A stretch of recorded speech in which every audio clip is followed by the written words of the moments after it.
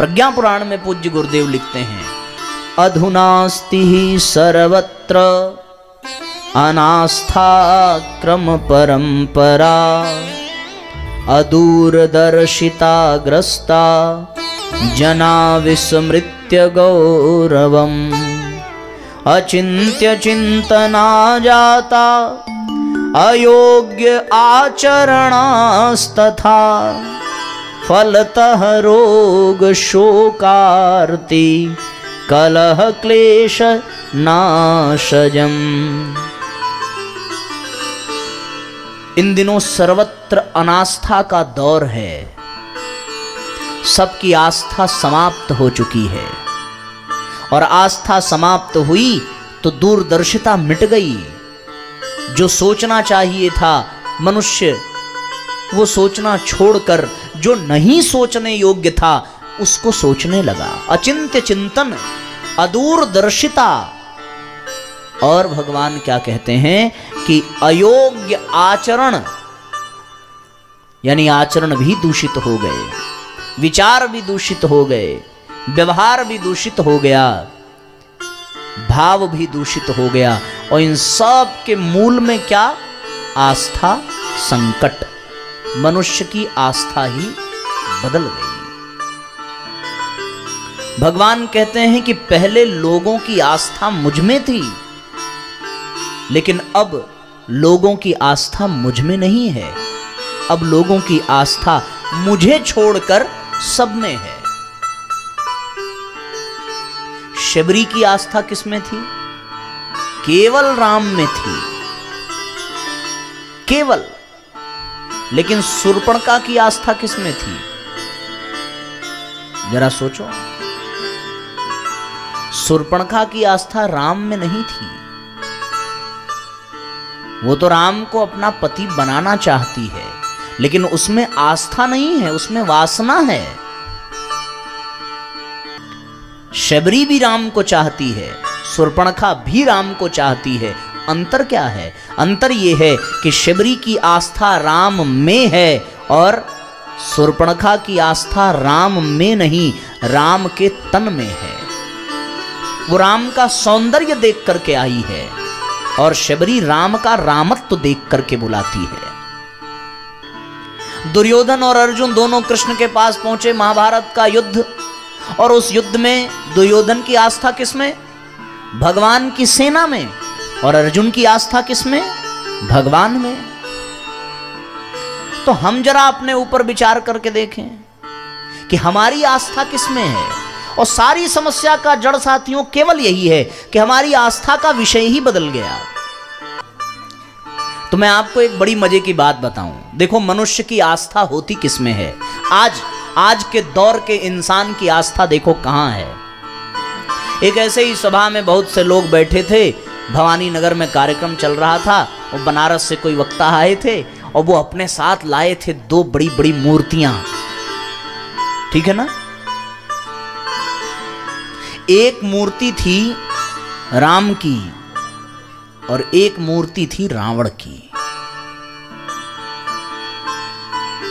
और हाथ उठवाया गया, बताओ भाई राम की मूर्ति किसको किसको चाहिए? हाथ उठाओ जरा, सच में उठाओ, किसको चाहिए? अभी हम देंगे ना, हाथ नीचे करो। रावण की मूर्ति किसको किसको चाहिए? किसी आपको रावण की चाहिए? एक दादी को रावण की चाहिए। मतलब राम की मूर्ति लेने वालों की संख्या अधिक है ना। अब एक नई बात सुनो, राम की जो मूर्ति है वो मिट्टी की है, रावण की जो मूर्ति की है वो सोने की है। अब बताओ किसको कौन सा चाहिए? सोने वाली चाहिए कि मिट्टी वाली चाहिए? अरे साहब, अब तो आप सोने का रावण ही दे दो, हम पिघला के राम बना लेंगे।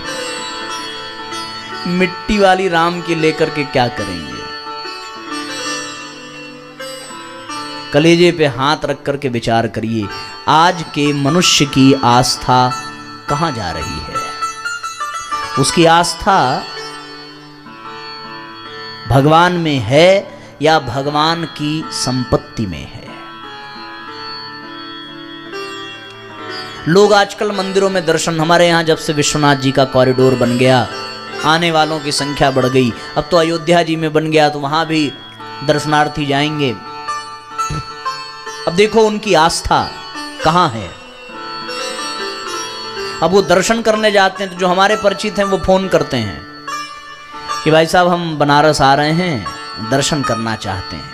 बताओ भगवान ने मना किया है कि मत आओ, या अनिलेश जी से पूछ के आना है? अच्छा, फोन करने का मतलब क्या? अब इनकी थोड़ी जान पहचान होगी तो लाइन में नहीं लगना पड़ेगा। उनकी आस्था भगवान में नहीं है, उनकी आस्था सबसे पहले तो हमारे में है कि हम उनको दर्शन करा दें। बदल गई आस्था।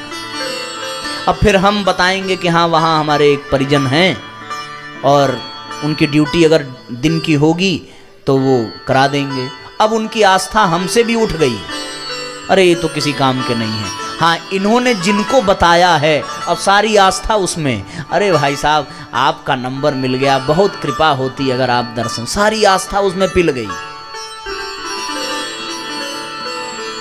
अब वो दर्शन करावें, बिना लाइन में लगे, अब वो पहुंचे भगवान के सामने, मस्तक 3 सेकंड झुकेगा, लेकिन 30 मिनट तक जो दर्शन करा रहे हैं उनका गुणगान होगा। और जैसे मंदिर के प्रांगण से बाहर निकले उसके बाद रिश्तेदारों से, घर वालों से बात हुई तो अब देखो उनकी आस्था का केंद्र कौन है।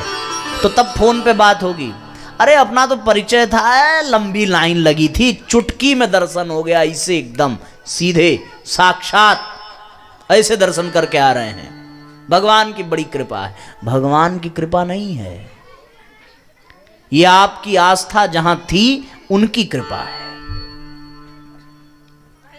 आप जरा गहराई से चिंतन करके देखो, हम किसी भी मंदिर में जाएं, दर्शन प्रणाम करें और वापस लौट करके आ जाएं, तो आ जाने के बाद यदि कोई पूछ दे कि आज भगवान किस रंग का वस्त्र पहने थे, एक आदमी बता नहीं पाएगा। लोग कहेंगे कि दर्शन करने गए थे तो वहां मिसेस तिवारी आ गई, मिसेस शर्मा आ गई, सब मिसेस को वो पहचान लेगा। लेकिन अगर उनकी आस्था भगवान में होती तो वो मिसेस राम और मिसेस कृष्ण को भी पहचान लेते। लेकिन उनकी आस्था उनमें है नहीं। होती है क्या? नहीं होती। आज मनुष्य की आस्था ही बदल गई है, और जब आस्था बदलती है तब ये दशा होती है। उदाहरण वही है स्पष्ट कि एक तरफ मिट्टी के राम हो और एक तरफ सोने का रावण हो, तो आस्था राम और रावण में नहीं है, आस्था मिट्टी और सोने में देखी जाती है। अब मिट्टी कोई लेना नहीं चाहता। अच्छा, वो दौर दूसरा था जब लोगों ने अपनी जवानी की आस्था विषय भोगों में नहीं रखी, उन्होंने आस्था रखी फांसी के फंदे पर कि यदि मैं लटक गया तो मेरा देश आजाद हो जाएगा। ये जवानी आज है, कल बुढ़ापा आएगा, अगले जन्म में फिर आएंगे इस देश में आनंद लेने, लेकिन अभी तो देश परतंत्र है। उनकी आस्था अपनी जवानी में नहीं, इस राष्ट्र में थी। ऐसी आस्था थी उनकी। राम से जब कह दिया गया कि निकल जाओ 14 वर्ष के लिए, तो भगवान राम की आस्था अयोध्या में नहीं थी, भगवान राम की आस्था अपने पिता के वचन के पालन में थी। भरत को राज्य मिला तो भरत की आस्था अयोध्या में नहीं थी, भरत की आस्था अपने बड़े भाई के प्रेम में थी। कैकेयी ने तो राज्य दे दिया था, पर भरत की आस्था न कैकेयी में थी न अयोध्या के साम्राज्य में थी, भरत की आस्था राम में थी। राम वन गए, सीता वन गई, लक्ष्मण नहीं रह पाए। क्यों? क्योंकि लक्ष्मण की आस्था सीताराम में थी। इन सब की आस्था भगवान में थी। सबके मुख से एक ही कामना थी, सीताराम चरण रति मोरे, अनुदिन बढ़हूं अनुग्रह तोरे। भगवान में आस्था हो तो फिर बात कुछ और होती है, और इन सब में आस्था हो जो भगवान के अतिरिक्त है तो फिर दुर्गति ही होती है। भगवान नारद जी से यही कहते हैं कि हे नारद, आज मनुष्य की आस्था ही पतित हो गई है, आस्था ही चौपट हो गई है। इसलिए हमें अपने आस्था के केंद्र को ठीक करने की आवश्यकता है। स्वामी विवेकानंद की आस्था का केंद्र उनके गुरु थे। परम पूज्य गुरुदेव की आस्था का केंद्र मां गायत्री थी, इसके अतिरिक्त और कोई नहीं था। बिड़ला जी बहुत बड़ी संपत्ति लेकर के गए गुरुदेव के पास कि आप सोने का मंदिर बनवाइए, सोने की मूर्ति बिठाइए मां गायत्री की। गुरुजी ने पूछा कि आपके पास इतने पैसे कहां से आए? उन्होंने कहा भगवान से आए, भगवान की कृपा से आए। गुरुदेव ने कहा जब आपके ऊपर भगवान की कृपा है तो हमारे भी ऊपर होगी, हमारा भी संबंध भगवान से अच्छा है। अगर गुरुदेव की आस्था भगवान से न होती तो वो बिड़ला जी के द्वारा दी गई धनराशि ले लेते। हम लोगों के शांति कुंज में कितने लोग गए हैं? हाथ उठाओ जरा, आप लोग गए होंगे। अब जो लोग गए हैं वो जरा मूल्यांकन करें, या फिर जो लोग नहीं गए हैं वो भी मूल्यांकन करें। हम लोग शांति कुंज में जाते हैं तो हम लोगों की आस्था गुरुजी से नहीं है, सीधी बात, बुरा लगे तो क्षमा करिएगा। हम लोगों की आस्था गायत्री माता से नहीं है। हम लोगों की आस्था कहाँ रुक जाती है? अरे भैया, इतना बड़ा तीर्थ क्षेत्र है कि 10,000 व्यक्ति निःशुल्क भोजन कर रहे हैं। अब आस्था इसी में फंस गई। हम किसी को घुमाने ले जाते हैं तो कहते हैं वहां तो रुकने की कोई दिक्कत नहीं है, रहने खाना का बिल्कुल फ्री है। उनको हम लोग कौन सी आस्था दे रहे हैं? और वो जाता भी इसी लालच में है, भैया रुकने का पैसा लगेगा नहीं, खाने का पैसा लगेगा नहीं, अब आप कह रहे हैं तो हम चले जा रहे हैं। तो उनकी आस्था गुरुजी में होती तो रुकने खाने की चिंता ही ना होती। तो हम लोग शांति कुंज की प्रशंसा भी करते हैं, तो ऐसे इतना बड़ा है शांति कुंज, इतने लोग भोजन कर रहे हैं और इतने लोग हवन कर रहे हैं, हमारी आस्था उसी में फंसी है। हमारे गुरुजी ने ये चमत्कार कर दिया, उनके चमत्कारों में आस्था फंस गई। लेकिन यदि आस्था गुरुजी में होती तो गुरुजी जैसा व्यक्तित्व हमारे भीतर होता। इसलिए साथियों, अपने आस्था के केंद्र को हमें ठीक करने की आवश्यकता। बहुत गंभीरता से सोच करके देखिए, अपने आप से पूछिए कि आपकी आस्था किसमें है? आपके हृदय, आस्था का मतलब आप समझते हैं क्या है? 3 शब्द हैं, विश्वास, श्रद्धा और आस्था। इनको समझ लीजिए। जब किसी सामान्य व्यक्ति से रिश्ता हो तो उस रिश्ते का आधार विश्वास होता है। जैसे पति पत्नी में विश्वास ही आधार है, पिता पुत्र में विश्वास ही आधार है, सामान्य संबंधों में। लेकिन वही संबंध किसी विशेष से हो, किसी महापुरुष से हो, किसी दिव्य आत्मा से हो, तो फिर उस संबंध का आधार श्रद्धा कही जाती है। समझ में आ रहा है ना? जैसे कोई महापुरुष हो, कोई बलिदानी हो, कोई साधु हो, कोई संत हो, कोई तपस्वी हो, कोई व्रती हो, तो उनके प्रति हमारी श्रद्धा होती है। उनके प्रति जो संबंध का आधार है वो श्रद्धा है। लेकिन वो सत्ता जो दिखाई नहीं दे रही है, पर उसी के कारण सब कुछ है, उसको मानना और उस ईश्वरीय सत्ता से संबंध जो होता है उसका आधार ही आस्था है। तो सामान्य से हो तो विश्वास, विशेष से हो तो श्रद्धा, और जब सूक्ष्म सत्ता से हो तो उसको आस्था कहते हैं। तो हम उस आस्था की बात कर रहे हैं। प्रहलाद की आस्था भगवान में थी। आपको क्या लगता है? जरा हम कह करके देखें कि इस खंभे में भगवान है, कभी आएंगे? नहीं। प्रहलाद के कहने पर खंभा तोड़ करके भगवान आ गए। कारण क्या था? कारण था कि भगवान में प्रहलाद की आस्था थी। पिता मारने के लिए अनेकों उपाय करता है, लेकिन प्रहलाद की आस्था को कोई हिला नहीं सका। सिखों के योद्धाओं की जब गाथा सुनिए तो जरा सा विचार करिए, आंखें श्रद्धा से भर जाती हैं। गुरु गोविंद सिंह के पंच प्यारे, उनकी आस्था कहां थी कि जिंदा दीवाल में चुनवा दिया गया। बंदा बैरागी के बच्चे को उनके ही सामने उनके दोनों आंखें निकाल ली गईं। एक एक अंग को अलग अलग काट काट करके हटाया गया। वो कथा सुनिए स्वतंत्रता संग्राम की लड़ाई की, कि महाराज गुरु गोविंद सिंह का एक बेटा युद्ध में लड़ते लड़ते लड़ते लड़ते वापस आया और वापस आकर के अपने पिता से कहता है कि बड़े भैया मारे गए। पिता ने कहा फिर तुम क्यों चले आए? घबरा करके उसने उत्तर दिया कि प्यास लगी थी इसलिए पानी पीने चले आया। गुरु गोविंद सिंह जी ने कहा कि बड़ा भाई युद्ध में मारा गया और तुम प्यास बुझाने घर आ गए। अगर तुम्हें प्यास बुझानी ही थी तो जाओ युद्ध के मैदान में और बड़े भाई के रक्त को पी करके अपनी प्यास बुझाओ। उनकी आस्था कहां थी? उनकी आस्था देश में थी, राष्ट्र में थी, अपने धर्म में थी, अपने कर्तव्य में आस्था थी।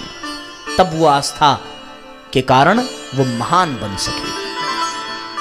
हमारी आस्था चंद पैसों में सिमट जाती है, हमारी आस्था संतानों में सिमट जाती है, हमारी आस्था धन दौलत मकान में सिमट जाती है, हमारी आस्था गाड़ियों में सिमट जाती है, हमारी आस्था मंदिरों की सुंदरता में सिमट जाती है। थोड़ा सा अपनी आस्था को ऊपर उठाएं और भगवान में अपनी आस्था को जोड़ने का प्रयास करें। द्रौपदी की आस्था यदि केवल अपने पति में रही होती तो उसकी लाज कभी बच न पाती। द्रौपदी की आस्था भगवान में थी। एक ही बार बुलाया, भगवान दौड़ पड़े। किसके कारण? केवल आस्था के कारण। हम अपने आप को भगवान से जोड़ें, अपने आप को परमात्मा से जोड़ें। नारद जी से भगवान यही कहते हैं कि हे नारद, जिनकी रही आस्था जैसी, चिंतन चरित्र पाई तिन तैसी। अब जिसमें आस्था होगी वैसा चिंतन बनेगा, जिसमें आस्था होगी वैसा चरित्र बनेगा, जिसमें आस्था होगी वैसे ही व्यवहार बनेगा।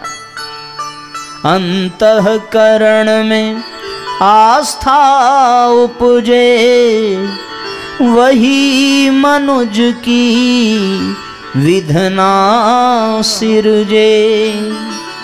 असद अनर्गल आकांक्षाएं,